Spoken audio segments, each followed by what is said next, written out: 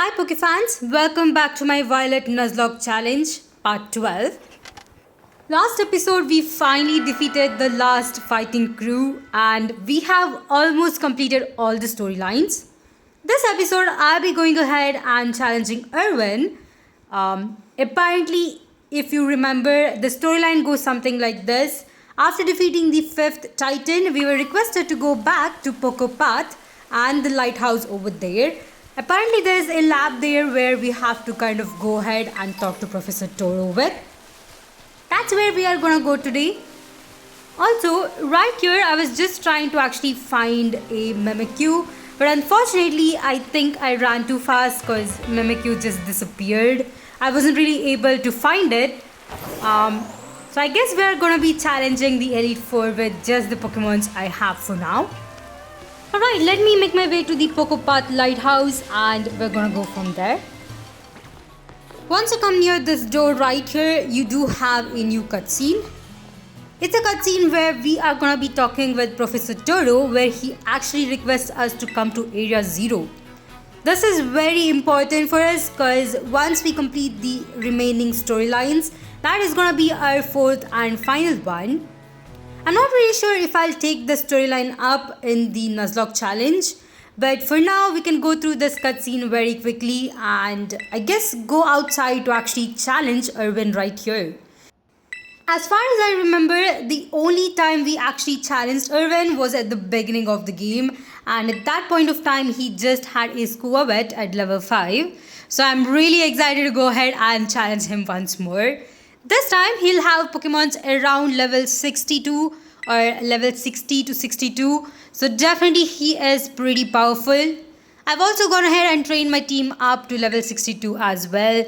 So I'm quite ready to go ahead and challenge this guy.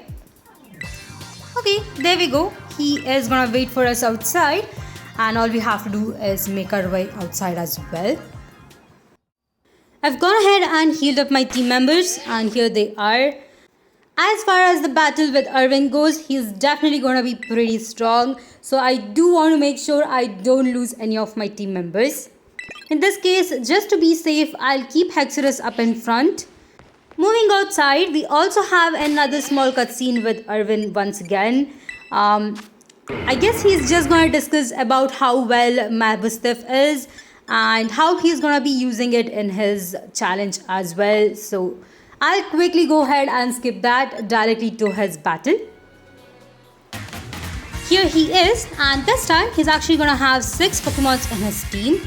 As usual, Erwin will start with his Greedent. This is the first Pokemon he caught at the beginning of our journey, so this is what he's gonna start with. The main reason why I started with Hexerus is because I have taught Brick Break to Hexerus, which is a really good move against Squawet. I guess Greedent in this case. There we go, that was a pretty good damage. Of course, Body Slam did quite a good damage right here on me, but I'm not too worried about it. With 2 hits, we have taken down his Greedent. Pretty cool. By the way, if you haven't seen his team, he does use Pokemons that he has used against the Titan with us in this battle. It's pretty amazing to see all of those Pokemons fully leveled up. The second one is right here and I still can actually go ahead and use Brick Break to kind of take it down. I was a bit worried for the second turn though, considering that I might go down if I'm not too careful. So I did have to kind of switch out right here. Even if I did stay in, I think I could have taken down his second Pokemon as well. To be in the safer side, I went with Slowbro. Slowbro is pretty tanky, so I'm not too worried about it. I've also given it leftovers, which will definitely help healing it. Let me quickly go ahead with a Surf. I could go with Grass Knot, but since Surf does get a boost because of Slowbro's typing, I went with it. And there we go, we have taken down the second Pokemon. Alright, let's see which one is up next. Alright, the Pokemon that is up next is Toadscruel. Toadstool is a pretty amazing Pokemon. It's part grass and ground type. You can either try using a flying type Pokemon or a fire type Pokemon. Both are fine. I wouldn't recommend going with a water type Pokemon just because Toadstool could kind of use a grass type move against it, which is super effective. In this case, I went with my Luxray, which actually has Ice Fang. It was a pretty bad decision considering that Toadstool right here does have a ground type move, and it did kind of avoid my moveset. At this point, I actually decided to go ahead with a flying type Pokemon. In this case, my Corviknight, which actually has Drill Peck, which is a powerful move. Looking back at this battle, I kind of feel like I should have directly gone with it, or gone with Talonflame. Would have made this much easier, and I could have kind of avoided Luxray getting hit. Either way, now that we are here, let me go ahead and try using Drill Peck. That was pretty good. We could have taken it down in one hit though. This turn I'll go with Steel Wing, and since I am faster, I was able to take his third Pokemon down. Pretty cool. Let's see which one is up next. It's Scovillion. Now Scovillion, I think once more I should have switched out my Corviknight. After all, it is part Steel type. Going into my moveset, I did decide to actually switch out into Talonflame in this turn. Once more, this could have been avoided, but I guess I actually didn't think about the fire type move at that point. Thankfully, since I did switch out, I avoided getting hit from a Fire Blast on my Corviknight. Using A Slash, I was almost able to take it down in one hit. I kind of feel like if my Pokemons were a level or two higher, probably I would have one-shot all of his team members. Right here, I went with a Quick Attack to immediately finish it off. Well, that's the fourth team member. Next one is a Cloyster. Cloyster is really good regarding to its typing, but it doesn't really have that good of a special defense. I think my Luxray will be able to one-shot it. I've also equipped my Luxray with Magnet, which will definitely power its Thunderbolt. So I believe we'll be able to take it down in one hit, but let's see how that goes.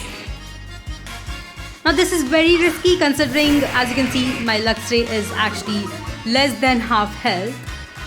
All I'm hoping is that we're faster and we're able to take it down. Alright, I guess I was lucky. We were able to take down the Cloyster, which means there is only one team member left, which is Mabosstiff. This is Irwin's main Pokemon, and he's actually gonna go ahead and terrestrialize it into a Dark type. In this case, I think having Azumarill is good. I could go for Corviknight, but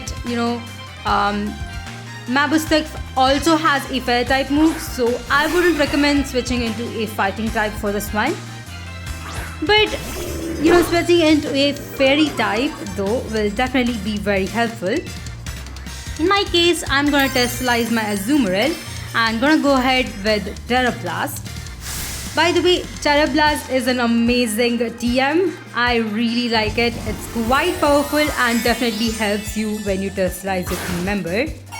This is also a reason for you to go ahead and get the mystery box that is currently being distributed, which is actually a Terra Blast TM.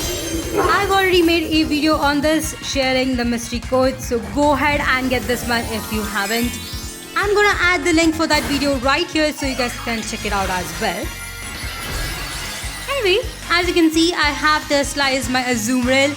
Lucky for me, even though Azumarill is a wild Terra Pokemon, it does come with a Fairy Terra type, which definitely helps boosting its Fairy type moves. Let me go ahead and use Terra Blast, and I believe we could actually take it down in one hit if once again Azumarill was a level or two higher.